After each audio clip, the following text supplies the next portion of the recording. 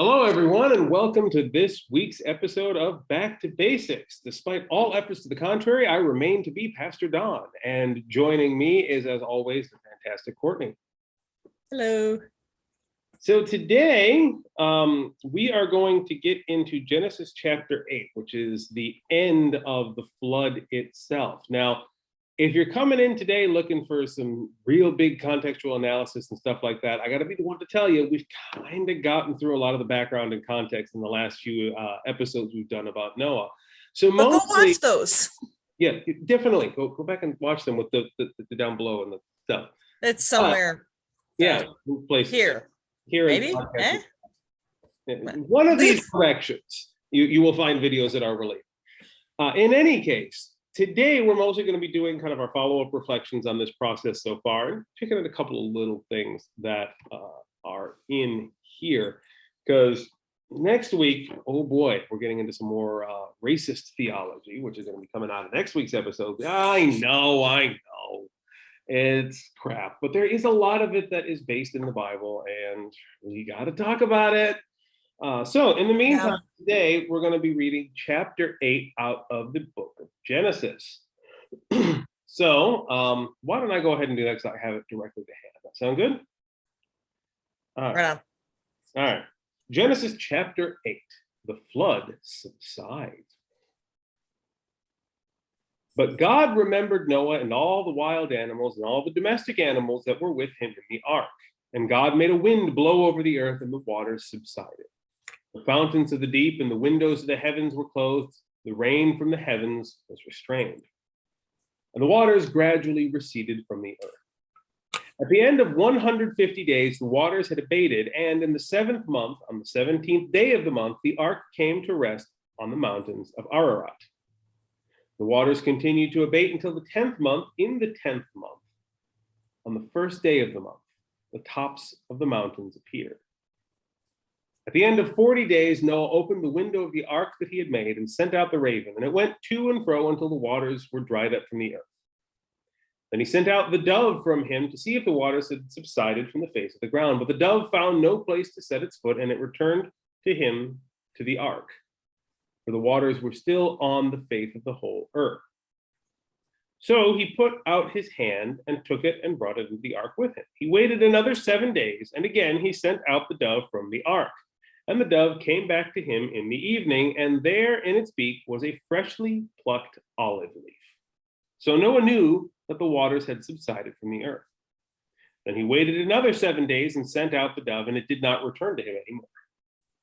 In the 601st year, in the 1st month, on the 1st day of the month, the waters were dried up from the earth.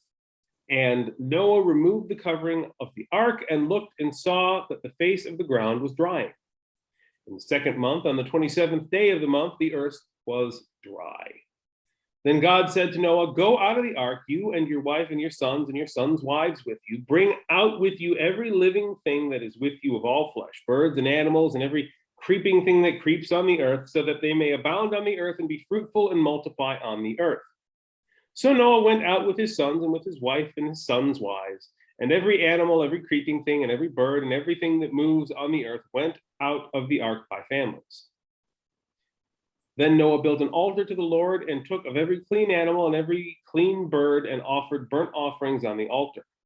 And when the Lord smelled the pleasing odor, the Lord said in his heart, "I will never again curse the ground because of humans, for the inclination of the human heart is evil from youth. Nor will I ever again destroy every living creature as I have done.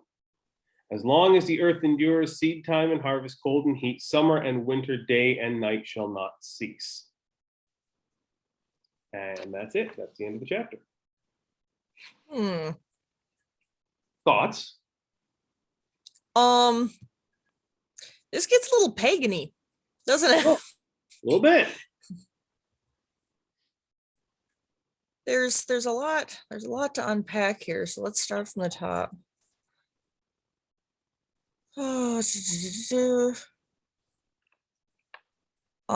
We've talked at length already about the impracticality of an ark. Yes, that's definitely true.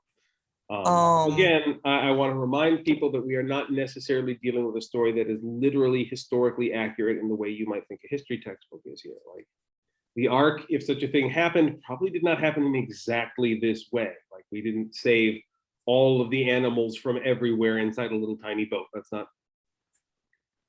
Okay, here's one of them. Again, when I said getting a little pagany, the he said, why does he send out a raven the first time and then switch to doves? That I don't know that there's a spiritual answer to that. Like It seems like this, it's a very specific thing to say. I it mean, does seem like a very specific thing to say. The reason I have always understood it to be the case is because, generally speaking, ravens have a much larger wingspan, therefore greater distance traveled. Like that was always my understanding of that particular choice. So a raven would be able to cover a greater distance, and so then why switch to doves? because the waters were clearly receding, and he didn't necessarily need to cover as much of a distance. Like he knew he'd have to be some. That's my understanding anyway. Like this is a fine detail that I don't know that there is an accepted answer to that. Like Sorry, it just seems like one of those things that's definitely meant to be symbolic, but I don't know what they're trying to say. I don't necessarily know that it's meant to be symbolic here. Okay, fair enough. Bird differentials isn't something that's talked about a lot in the Bible, so I don't know that it has as much of a connection in ancient Israelite society. So it may, you have a closer connection to kind of pagan beliefs and stuff like that, which means that you may be seeing something here that may not actually be intentionally in the text. Okay. So I don't know that there's anything to this, at least not according to anything I've read, but I could be wrong. Like there might be something here, just it's not anything I've ever heard of. Okay. So I feel like an olive tree would have had to been there for a while for them to be able to get leaves out of that. But well, there's a couple of points to mention here. First off, yeah, I don't know that the flood wiped out all the trees. No, but I'm pretty sure if I took any of my plants and just left them underwater for like 3 months, they wouldn't really be in the same freshly chompable shape. Yeah, and there is, let's see. It does say it was a freshly plucked olive leaf and not necessarily a good condition olive leaf. So yeah, like I don't know. Could well be that we were dealing with a very waterlogged olive leaf. That's entirely possible here. It's also worth noting that, like, let's look at what's happening here, because in verse 4, the ark comes to rest on Mount Ararat, which we discussed the history of that in a previous video. Yeah. So the ark is on a mountain here. It's landed. Like the ark is not on the water when he starts, kicking birds out the door. Like the ark is on dry land. So there's already dry land emerged at this point, and there is a good chunk of time here that they're just sitting and chilling in the ark, hanging off the side of a mountain, because they're waiting for all the waters to have receded, not just the ones that they happen to be in. So it's possible that something at an equivalent height had been growing for a time, and a little sapling, and then grow up a little. There's also there are a lot of parallels to the act of creation in the way this is done, with waters and winds over the deep and things like that. So there is a clear divine presence here too. We don't necessarily have to assume, if we're going to be semi-literalist about the sequence of events here, we don't necessarily have to assume that foliage grew at a standard rate at this point. Like you're dealing with the creator who's administering a reset to creation. It could just be water. I get it. It's a goofy nit to pick. I'm just try not to miss anything. Now I'll point out, this is Let it never be said that I went easy on you. I would ask that you don't. This is one that caught my eye in the first read through before we started recording, and I actually had to look it up to make sure, is verse 13. In the 601st year, in the first month, on the first day of the month, the waters were dried up from the earth. There is an ambiguity in that one that made me kind of confused for a minute. Do you catch it too?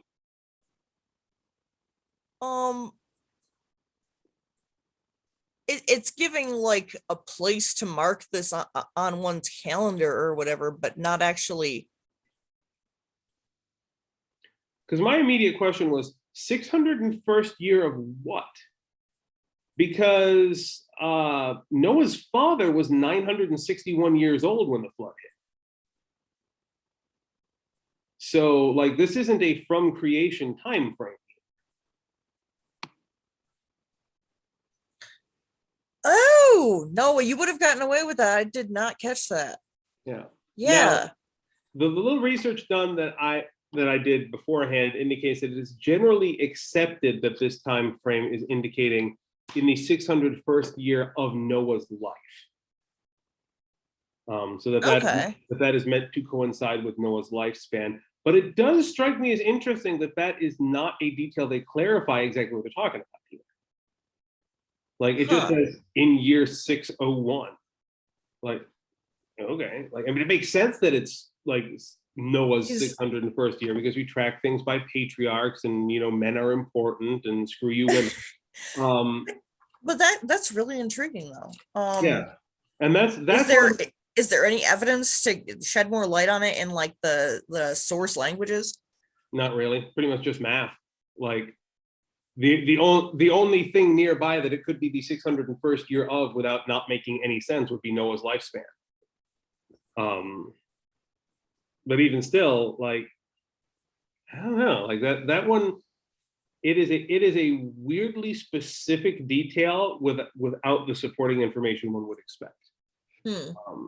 And I know that this is one that some of your young Earth creationists like to jump on. But no, that doesn't line up anyway, because even the young Earth creationists have to admit that doesn't make sense. Yeah, that doesn't line up. Everyone who came before it, like, we should be several thousand years out by now. But yeah, considering how many, they just get that, which is important to know for the story, or they wouldn't have given us all of the lineage at the beginning of all this. Exactly. So right here, this should tell us that time frames are kind of BS at this point anyway. But yeah, I think that said, I think it's easiest just to understand this as Noah long lived like his father before him. He's about 601 when this shit happens. I think that's kind of the way to look at it. So the one that I was like, oh, this is actually funny. So did he legit like take 2 of everything, and then after getting all that far, like kill half of them? There must be a time skip. It must be like the movie version of Fellowship of the Ring, where there's like a time skip that's just not clarified or talked about in any way. I wish it was something like that. And I'll admit, this line of questioning got me in trouble in Sunday school a couple of times, because I did like to harp on this one. The truth is if you go back a chapter or two, you realize that there are conflicting numbers of how many animals he brought on board the ark, and particularly when it comes to and it said families at one point in this. When it came to animals that are intended for sacrifices, you'll see it mentions earlier on that he brought 7 of them, not 2 of them. So he had some backups for animal sacrifices and stuff like that. 1, 2, they were in the ark for a while, and it's quite possible that some of them got up to some animal-related hijinks and produced some other animals while they were in the process. Both of those things would probably contribute to them having a little bit of a surplus, and so, we only need 2 of every animal to make a successful gene pool anyway, so burn up a couple of the others. And this is why we don't read this as a science textbook, people. No, but I kind of like the inadvertent comparison of me to a mouthy Sunday school kid. He never knew when to quit. I gotta admit, I was a real mouthy Sunday school kid. All right, so that's how you got here. Yeah. So we're getting the setup. Is this? Hang on. No, they've done a previous animal sacrifice in this. Yeah, I think so. I like the implication. Mm-hmm. It says, and the Lord smelled the pleasing odor. I just get this image somehow of like, fake Western Zeus god going like bacon. No, I Somebody's think, put on a hell of a barbecue and it's all for me. I make this point every time we talk about the Bible relaying what God thought about something.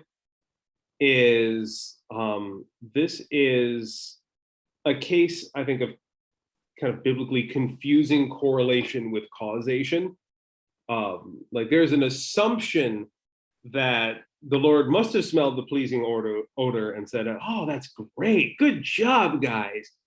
But like, note that verse 21 says, "The Lord said in his heart." Like, how do you know the parts you weren't there for? Like, how do you know that? Even the parts you weren't there for.